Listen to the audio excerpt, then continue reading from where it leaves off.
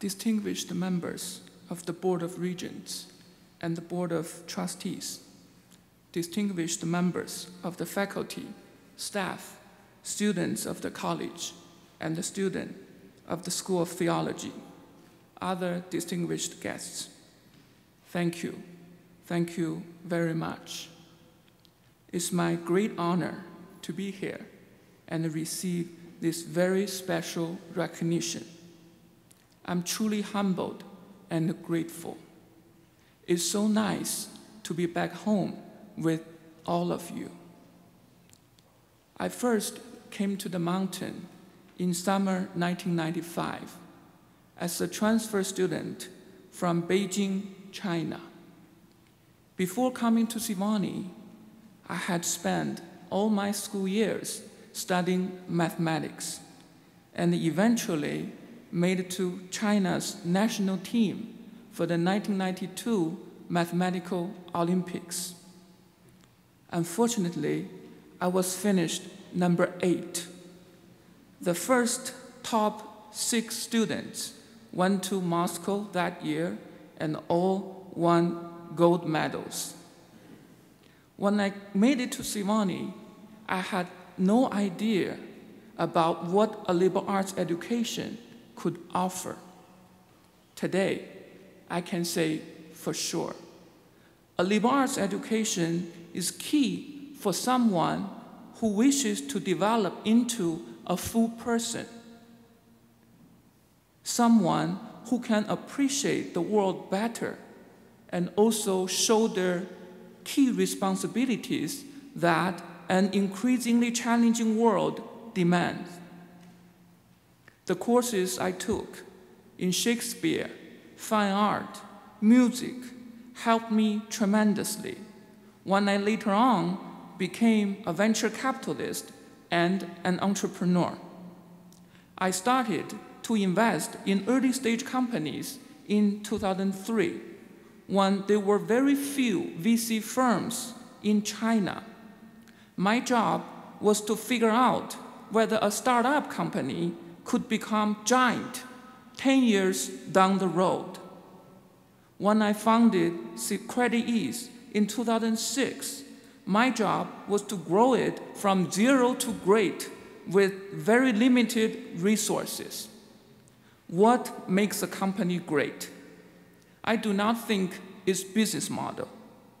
I think it's about people, about integrity, social purpose, diversity, openness, innovative culture, and for all these, I have drawn great strength from what I learned at Sewanee. My great friend and leading venture capitalist in China, Kwang Zhou, managing partner of IDG Capital, once said that based on his 25 years of experience in reading, judging people, entrepreneurs and investors, people with liberal arts background stand a better chance to succeed in business and in life. I cannot agree with him more. In my view, a liberal arts college graduate can do anything and excel. He or she will not be limited at all by lacking specific skills, which can always be picked up later. Also at Sewanee, I was introduced to great extracurricular opportunities, including summer internships, which profoundly expanded my horizon. I did totally 4 internships in consecutive 2 summers. The first 2 were related to research, and they helped me discover more about myself, that academic research is not my interest. Although the 2 professors both loved me and wanted me to go back work for them. The following year, I went abroad, making my way to Japan and Bangladesh. The contrast between the 2 countries was just huge and amazing. Looking back, I feel blessed that such opportunities expose me to the whole world. Today, global perspectives are essential to personal and organizational success. And I'm really glad to see that Sewanee is becoming increasingly global. When I first learned about Professor Scott Wilson's new title and the creation of the Office of Global Education in 2015, renamed the Office of Global Citizenship the following year, I was thrilled. I believe in the 21st century, every person, although having his or her own nationality, is a global citizen, benefiting from global resources and also facing global challenges. When I was at Sewanee, I had the great experience of serving as president of a student organization called the Organization for Cross-Cultural Understanding. Its members included students from all over the world, from Africa, from Europe, from India, from China, and of course, from the US. It was not easy for us to make a decision sometimes, as people had very different views as a result of their diverse backgrounds. So I had to learn to listen and compromise. Today, I lead an international team at our company, Credit Ease, operating not only in mainland China, but also in Hong Kong, Singapore, Israel, East Coast and West Coast of the US, the UK, and our global financial technology investment team also covers Africa. I think I have reached cross-cultural understanding with my colleagues from different nationalities. We work very well together as a team. Although I did not know at that time, my career was deeply rooted at Sewanee. I remember taking a course from Professor Yasmin Muhyiddin, during which she showcased a very interesting social enterprise called Grameen, whose founder, Dr. Muhammad Yunus, happens to be her alum. I was fascinated to learn that Grameen had been able to offer life-changing microloans to millions of Bangladeshi poor females in remote villages. I told myself that I would have to go see it working in real life. So I went, supported by a Sewanee fellowship. In summer 1997, I flew from Nashville to Washington, D.C., then to Zurich, New Delhi, Kathmandu, and finally to Dhaka, the capital city of Bangladesh, then one of the poorest countries in the world. I spent most of my time in the field, visiting borrower families and projects, participating in credit education and capability development seminars, making my hands very dirty. Through this eye-opening experience, I learned that finance can be much more than just Wall Street, and business can do tremendous social good on top of being commercially successful. 9 years following that meaningful summer program, Credit Ease was founded as a highly unique organization serving both the richest and the poorest in China, utilizing technology to build a bridge between the two, thereby making financial services more inclusive and most value-adding.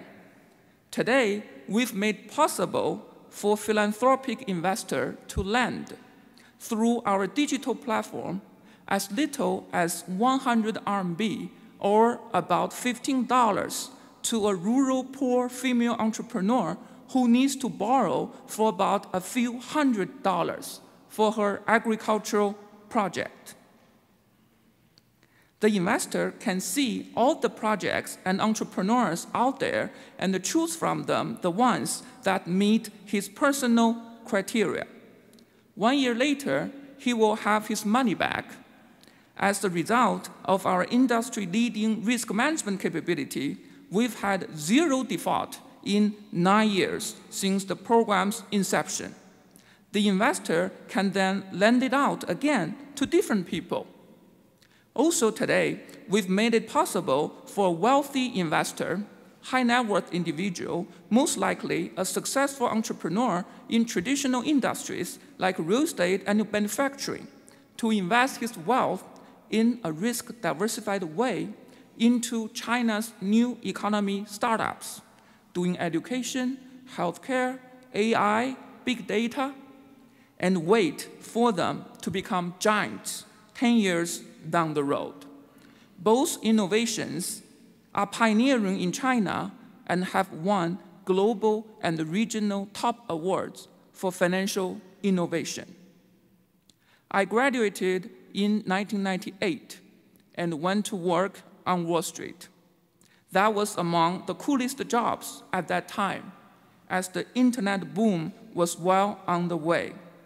So many people at Sewanee were greatly helpful to me during my career planning process. For all the years on the mountain, our international students had a great mentor, Joan Williamson, who graciously gave us her care and guidance. We all have very fond memories about the time spent with her and Professor Sam Williamson at the Clement Chen Hall. It certainly felt like home to us. I remember Joan dressing me up like a young professional.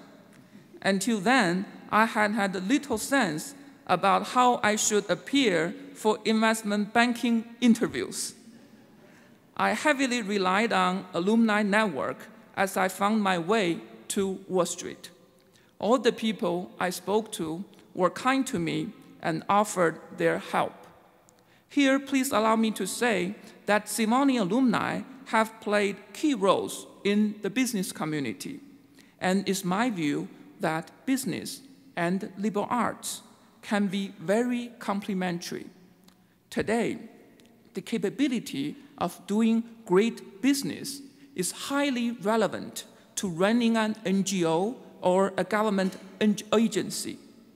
Doing good also requires closer examination on its return on investment, which will make it so much more efficient to get good things done with very limited resources. So I'm very excited about the school's recent plans to add more business courses to its curriculum and build more resources for the students to expand their education experience. I believe such initiatives can only make Sewanee stronger and its true liberal arts roots current and long-lasting. Plain words cannot express my feeling at this moment. I wish I had taken more Shakespeare courses. Just a couple of months ago, I greeted a group of Sewanee faculty and students in Beijing. They had just completed their highly successful summer research in East China.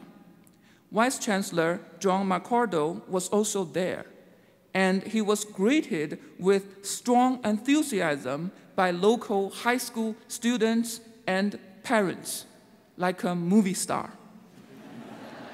Following that, a team of 20 Chinese high school students, a terrific group recruited with the help from CreditEase, came to Sewanee for a week to learn more about the U.S. higher education and particularly great Sewanee liberal arts education.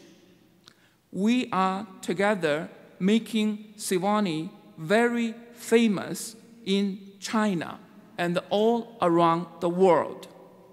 I hope soon in the future there will be no one asking me this question anymore. University of the South, south of what? Let me say that I'm real proud to be part of this great institution, not just a top school in the south of the United States, but an ideal destination for worldwide talents to come who will, after several years of liberal arts education, become responsible global citizens ready to serve and contribute to society. Thank you. Thank you very much.